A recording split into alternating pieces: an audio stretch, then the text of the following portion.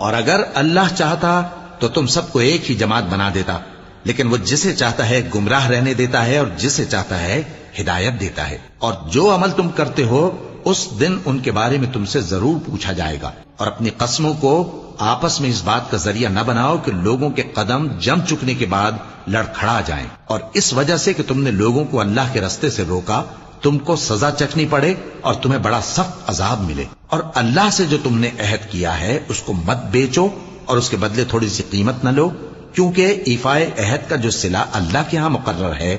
وہ اگر سمجھو تو تمہارے لیے بہتر ہے۔ جو کچھ تمہارے پاس ہے وہ ختم ہو جاتا ہے، اور جو اللہ کے پاس ہے وہ باقی ہے کہ کبھی ختم نہیں ہوگا۔ اور جن لوگوں نے صبر کیا ہم ان کو ان کے اعمال کا بہت اچھا بدلہ دیں گے۔ جو شخص نیک اعمال کرے گا، مرد ہو یا عورت، اور وہ مومن بھی ہوگا، تو ہم اس کو دنیا میں پاک زندگی بسر کروائیں گے